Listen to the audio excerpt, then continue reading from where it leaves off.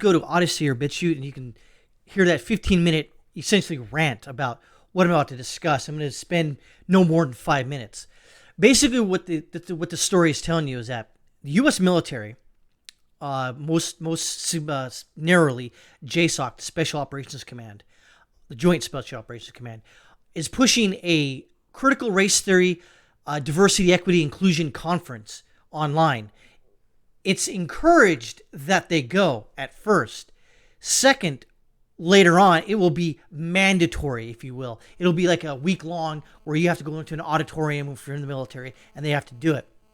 Basically, what this is critical race theory. If you go through this Breitbart article, it basically lays out what my ODYSEE and Bitchute video was basically saying. They're going to say that, well, guess what? If you want to pad your OER, NCOER, your evaluation report, go to this course. It can only help because it's education, it's training. The big brass are really looking at for promotions if you take in this course. The diversity, equity, inclusion courses go with leadership, building equitable organizations, safety, belonging, restorative justice. Where does that come from? Community trauma, partisan divide, racism, white supremacy, and anti-racism. Then the emotional well-being conference goes Black Emotional Lives Matter, embedding diversity and inclusion in your approach to employee well-being, impact secondary trauma of impact of events such as the murder of George Floyd, emotional attacks paid by Black employees, psychic pain caused by microaggressions, emotional toll of exclusion. Yeah, but they don't talk about the exclusion of conservatives or people on the right side of Pol Pot and Lenin and Stalin. We won't talk about that. We don't care. But we care about this.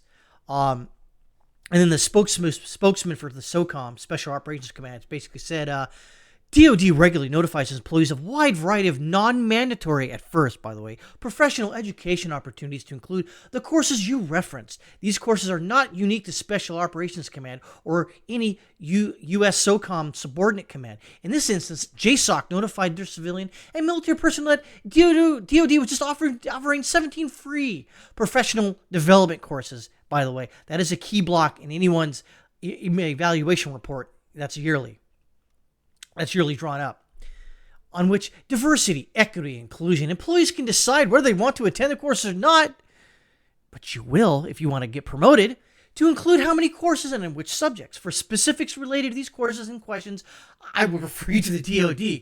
I don't have any more questions. Blah, blah, blah, blah, blah, blah.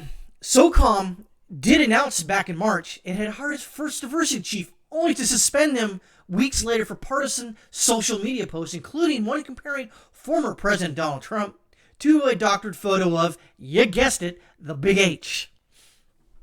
The Potato, also one of his first actions is the Potato in office to reverse the restrictions on transgender persons serving in the military. Defense Secretary Lloyd Austin also hired the department's first senior advisor on diversity and inclusion, Bishop Garrison, and ordered a 60-day stand-down where commanders were to spend a day just addressing extremism, but not BLM extremism. No, because that passes through a special membrane. We don't care about that.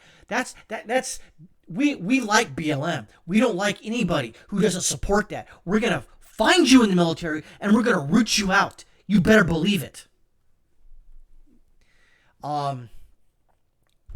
The language of the training, which most people don't understand, but it may help lay out in my book. This is Matthew Lermer, who got removed from his Space Force command, was devised by Marxists. It's intended to be divisive, and yet we spread it about the military services, pretending it's going to unify everyone. No, critical race theory is only out there to divide everyone. That's it. And basically, it divides to two camps. One, if you believe critical race theory, you're okay, but if you don't believe it, you're a racist, sexist, homophobe, and you should get kicked out of the military. You should be shunned and sequestered to a deep, dark office down in the basement next to the boiler. That's where you are if this continues, in which it probably will. Also, various odd examples of white nationalists that had been caught at some point in the last decade and they've been punished for it and kicked out of the military, which they should have been, and that's a good thing, or radical Islamic terrorists like the one who shot up Fort Hood, who's still in jail and still hasn't been tried yet. Don't let that be lost on you. In closing here, This is what they're doing. The military is pushing critical race theory. At first, it's an encouragement. It's saying it's gonna help you develop your personal development skills in the military and help pad your NCOER or OER, your non-commissioned officer evaluation report, or your officer evaluation report.